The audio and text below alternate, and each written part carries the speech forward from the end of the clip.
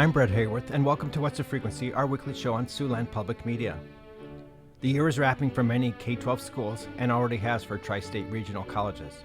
Leaders of those institutions of learning, who are board members or administrators, aim to make sure that people are being well educated. And there are some notable changes happening in the next few weeks for two important education organizations in the Sioux City area. Two leaders are exiting, with that being true for Superintendent Rod Earlywine, who will leave in June 2025 after 3 years as the chief executive role of the Sioux City School District. The other person departing is Dan Cox, who is the chief administrator for Northwest Area Education Agency, which provides specialty services that many individual school districts do not have the personnel or funding to provide on their own. Both men are now my guests on What's the Frequency as we review their careers and the state of education in 2025. Thanks for being with me. You're welcome. Thank you. Thanks for having us. First of all, let's learn about your long careers in education. So where are you from originally, and where and when did your educational careers take you from start to finish? So, and I'm guessing you both started as teachers, but that could be wrong. But let's start with you, Dan Cox. Yeah, so I grew up in the small town of Westgate, Iowa, proud graduate of West Central High School in Maynard. I began my career in Essex, another tiny town in southwest Iowa, as a high school social studies and Spanish teacher and coach and bus driver and prom advisor and everything else that you do in a tiny school district. I moved on to State Center, Iowa, West Marshall School District, and focused on being a Spanish teacher and coach there. Got my first administrative job at Valley Lutheran. At the time, it was a high school. It was a 15-student high school, and I didn't have a principal's degree yet, but they weren't accredited, so that didn't matter. I was young and Lutheran and willing to say yes, and so that's where my administrative career began. Got recruited to the Waterloo schools, Waterloo East as a high school assistant principal, and on to Hoover as the middle school principal and superintendent in Charles City before coming to Northwest Iowa. Okay. And been here for 7 years. 7 years at the AEA. At the AEA. Okay. And then for you, Superintendent Rod Earlywine, where did you start, and how did your path go? Yeah, grew up in Little Sioux, Iowa. Very small town, a couple hundred people at the time, now probably less than 50. Graduated from West Harrison High School in Mondamon. From there, I went to Drake University and got my first teaching job at West Sioux and Haywarden. Okay. And there I would, drive to Ireton every morning and teach a couple of classes of elementary physical education, and then back to the high school and taught world history for a couple of years, and then American history for 7 years. And I was there for 12 years. Also was a wrestling coach, football coach, golf coach, and I think the little junior high softball sprinkled in there as well.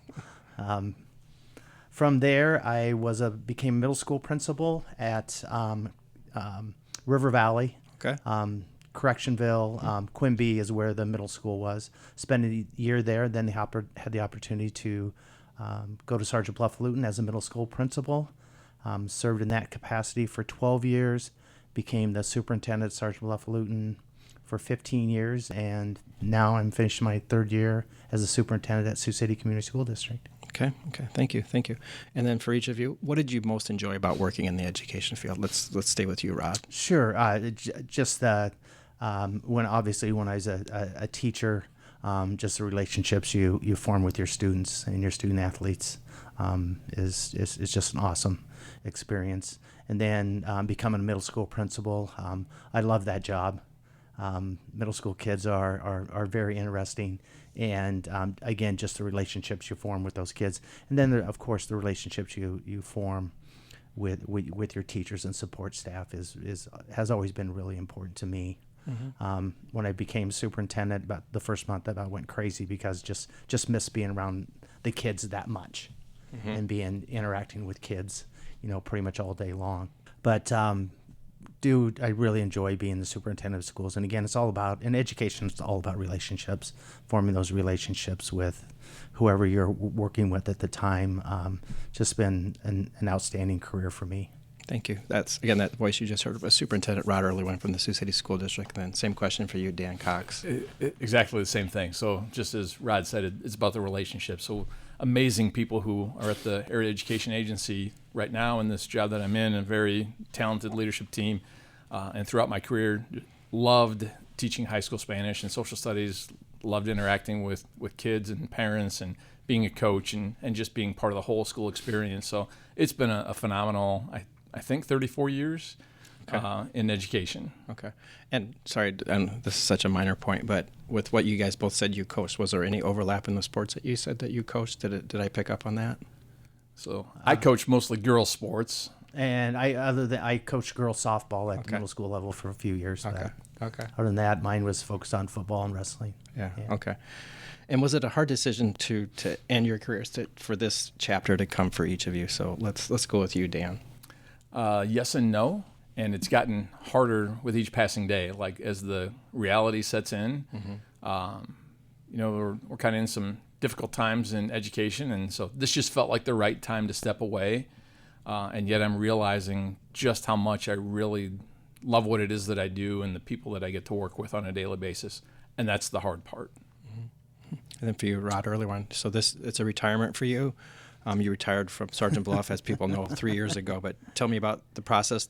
I guess to retire then and not to retire this time. Absolutely. Yeah. Actually, when I left forgive me for chuckling. No, that's okay. Yeah. It is kind of interesting. Yeah. But leaving Sergeant Bluff Luton, I love Sergeant Bluff Luton. It was a great place to be. Obviously, I spent 27 years there.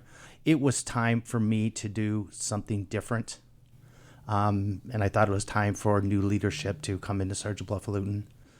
I was kind of maybe looking for something different in education, maybe a part-time job, part-time superintendency, maybe in southern Minnesota, over Nebraska or something. That was kind of what I was thinking. And then Sioux City called, and 1 year turned into 3. Because it was interim at first, right? Yeah, I was in interim at first, then did apply for the more permanent position, and decided to leave after 3 years total in Sioux City. But it's always a tough decision because the unknown is scary. Right? If I would sit here and say I have it all figured out and I know exactly what I'm going to do, I don't. But I'll find something to do to stay busy, or something will find me. And but I have grandkids, and so I look forward to those times too. My parents are both retired public school teachers from Kingsley Pearson, and they didn't think they were going to sub, and they subbed for 10 years. They subbed for so I'm sorry. I guess my question: any potential for like subbing or anything like that? You know what? You never know. I won't sit here and say no. I would never do that because I don't know. Do I think about doing that? Sure, I do. I think about doing a lot of things. I'm pretty good at construction and things like that. When you're a teacher and coaching lots of sports and have a young family, to make ends meet. Had a gentleman that was a teacher and coach at West Sioux, Gary Fox, that had a construction business in the summer, did a lot of painting, a lot of roofing, a lot of everything. And he kind of took me under his wing and taught me those skills. And I still have those skills and still use them quite a bit. So I can do things like that as well.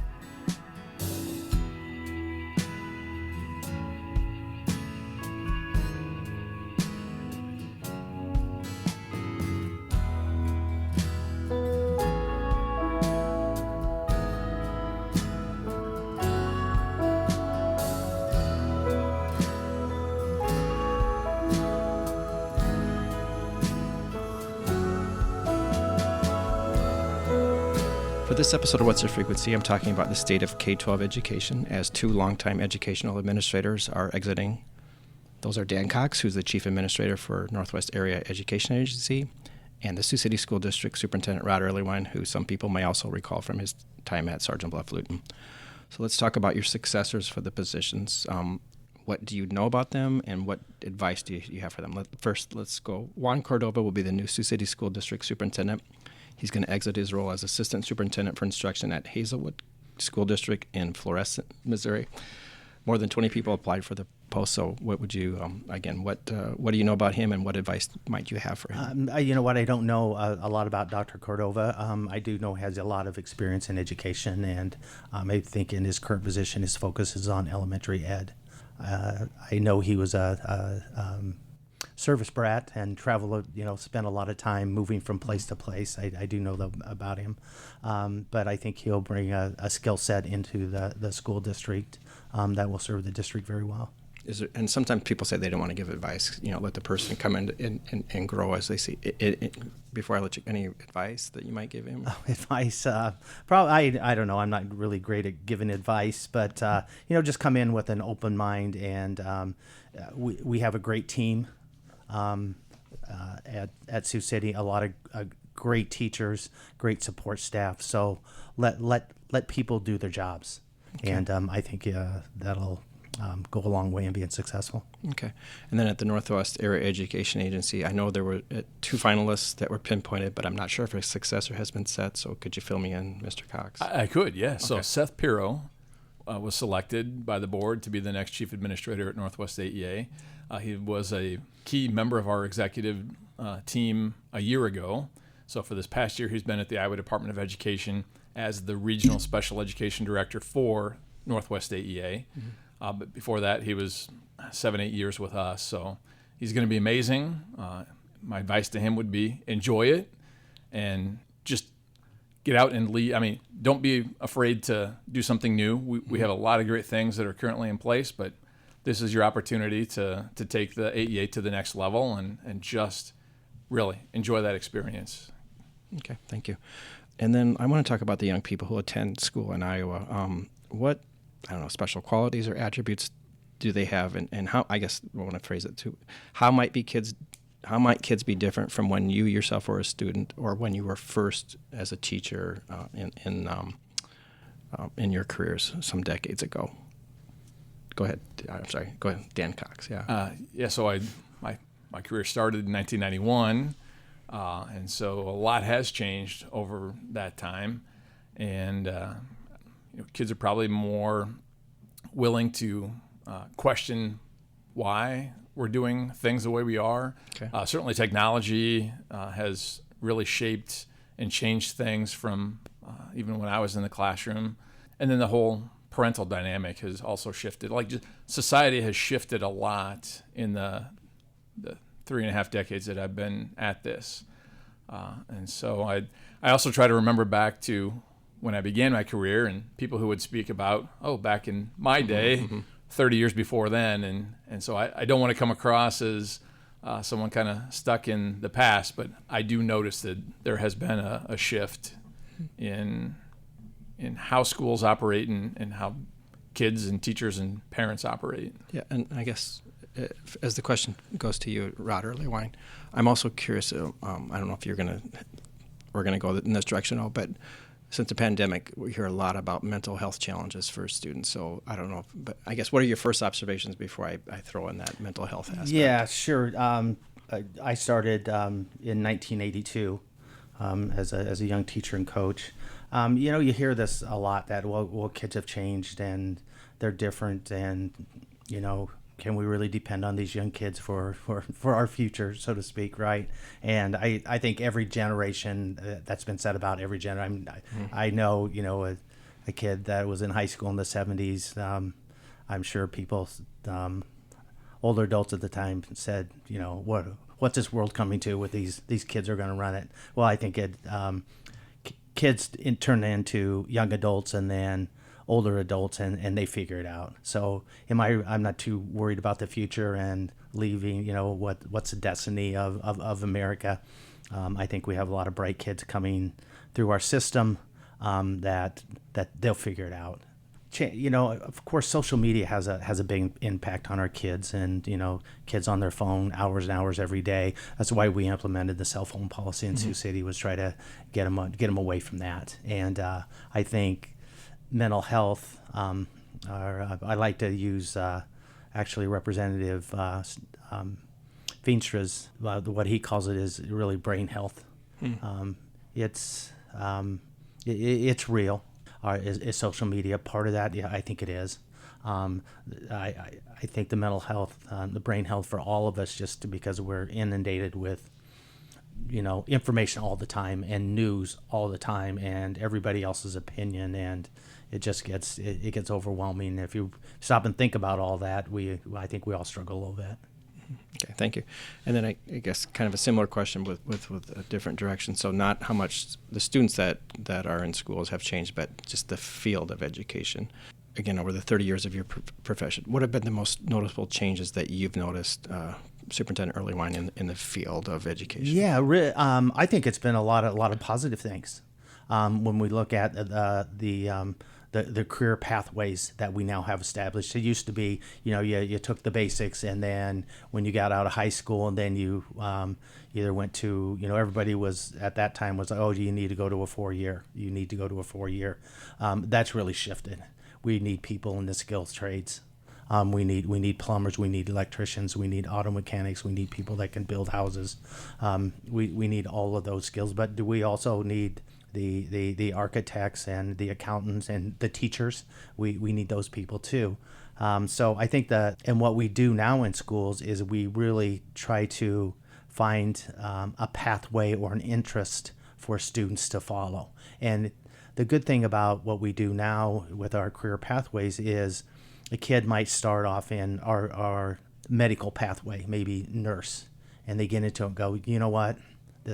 I don't like it. This is not what I thought it was. Mm-hmm. Well, it's better to find that out when I'm a junior in high school or senior in high school than it is after paying a year's tuition at a community college or a nursing program somewhere at a university. So I think we've made a lot of progress in those aspects, and kids can now they can leave high school and they can go to start college as a sophomore or junior. Mm-hmm. And just the opportunities in the college credits that they can now get it's just amazing. And the working with the community colleges such as WIT has been a huge benefit for our students and for our parents that may only have to pay for 2 years of college or none because they have the skills they need to be successful and to get a good job, an high-paying job. So right. And as I turn the question to you, Dan Cox with the Northwest Area Education Association, I guess notable changes that you've noticed like over your careers, but then I also this would be the time where I want to talk about what the state legislature has done with AEAs in the statewide. But let's start just with the first question first and then shift to that. Yeah, so as Dr. Earlywine was mentioning, that experiential learning, there's been such a focus on that, and Sioux City is a great example of that with the Career Academy and the options that students have to either remain at the traditional high school or come down to the academy for things that are more focused or related to a field they might be interested in. And that's really spread throughout the state to provide opportunities. And I think about my own, small school experience with limited options throughout the course of my 4 years. And now even they have opportunities for kids to earn an associate's degree through the local community college while they're earning a high school diploma as well. So I think that we've just really shifted and given students so many opportunities, which is really beneficial for them and for society as a whole. And then shifting to, all right, how have things changed at the Area Education Agency? For 49 years, the state invested in ensuring, in a system that ensured that no matter where you live in Iowa, you'll have access to the resources that you need in the areas of special education, teacher professional development, and media access.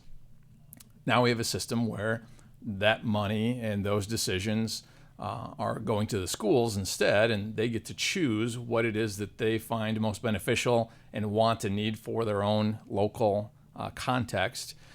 And that is a big shift, something that we're still trying to adjust to because we had the original system for so long. So right.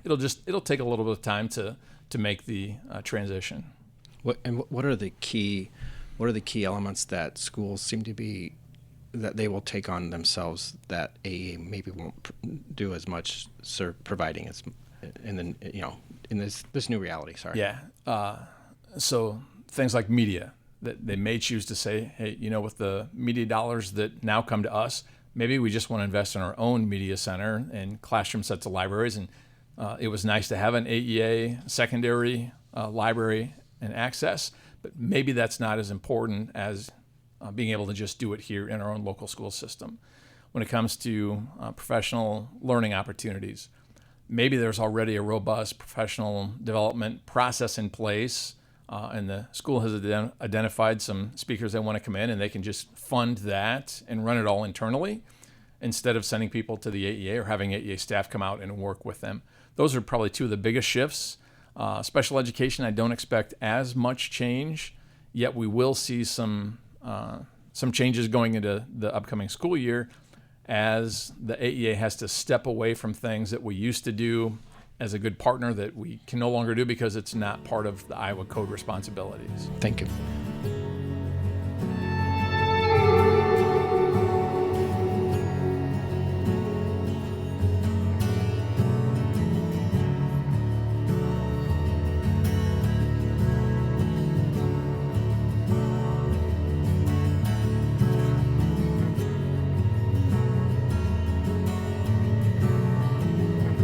For this episode of What's the Frequency, I'm talking about the state of K-12 education in 2025 with two longtime educational administrators who are exiting for retirement or other means, I guess.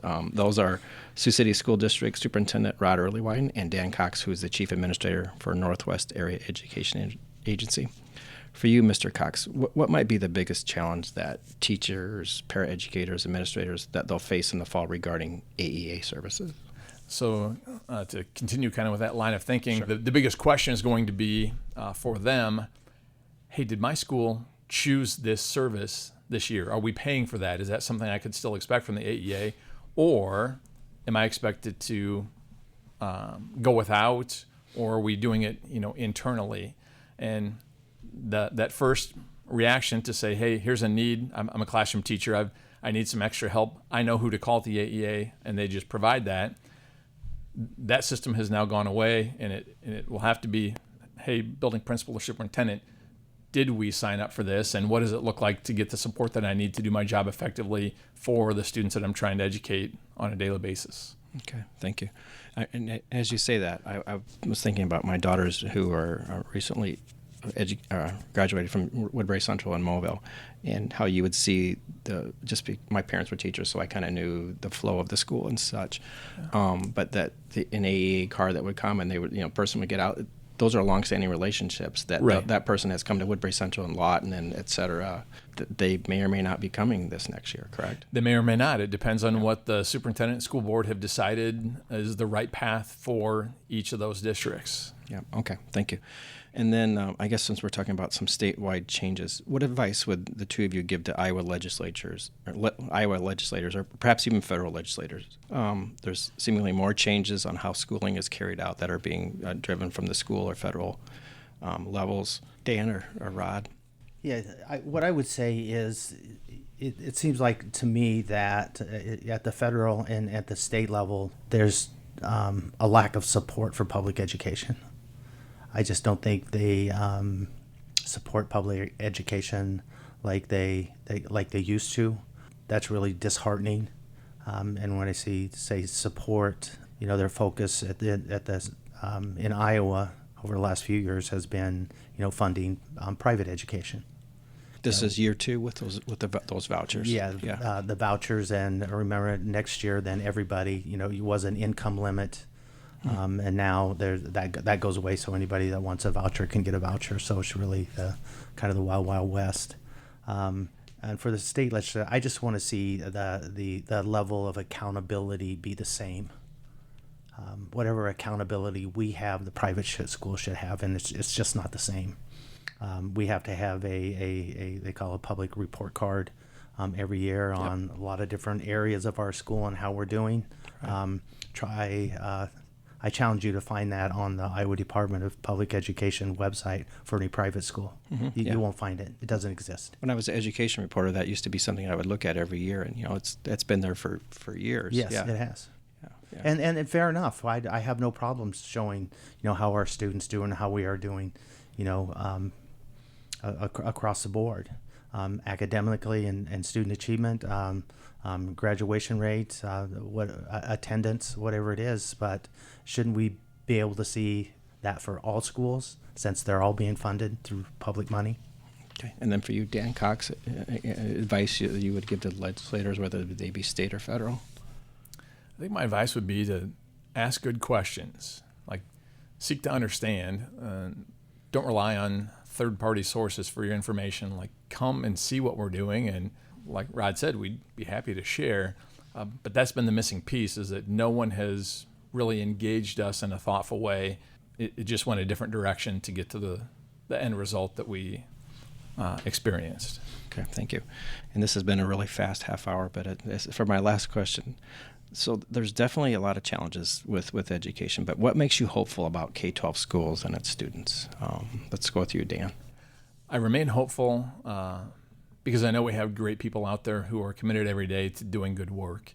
And so that hasn't changed. Just for our teachers, for our administrators who rely on AEA services, I already know that people are doing their best work every day. It's a matter of how we're going to get the services funded to them that is the challenge. But I remain hopeful that here in this state, we still put high priority on education, and we want what's best for our students and our communities and the staff who work in our schools. Okay, and then for you, Superintendent Earlywine. Just across the state of Iowa, I'm just hopeful for all of our public schools to continue to prosper and grow. You know, the school is really the heart of a community. I mean, you know that growing up in Kingsley, kids going to Moleville. If a community loses their school, they lose the heart and soul of that community. The better we can support public schools financially, the more these schools can do, and the more attractive they will be when parents are moving into a community, and because there's lots of options now with open enrollment with private schools. So I'm hopeful that again, public schools in Iowa will prosper well into the future.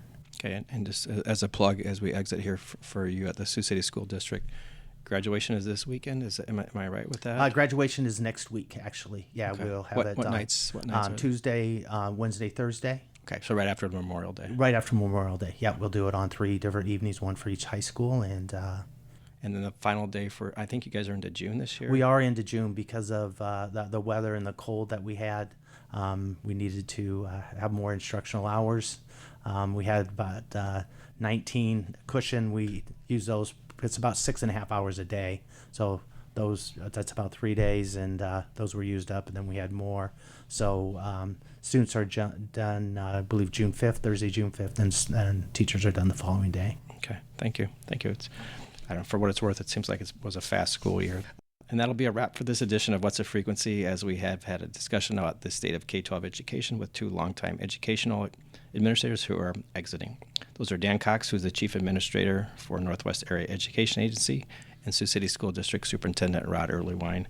And I think you guys are both done as of June 30th, is that correct? June 30th? Correct. Yes. Okay. Well, enjoy your departures and whatever next phases there may be. So thank you for being on the show. Thank you. Thank you. And as we move into a second year for this show, thanks for being a part of our station as we work every day to tell the stories about Siouxland that inform, entertain, and expand the mind. Thanks for listening, and please join us again next week. What's a Frequency airs on Fridays at 10 a.m. and again on Sundays at 2 p.m. Make sure you also check out a few of our Siouxland Public Media music shows that air at 10 p.m., as we have Hip Hop Chronicles on Thursdays, Mixtape Dance Party on Fridays, and 10 o'clock Blues on Saturdays. For Siouxland Public Media News, I'm Brett Hayworth.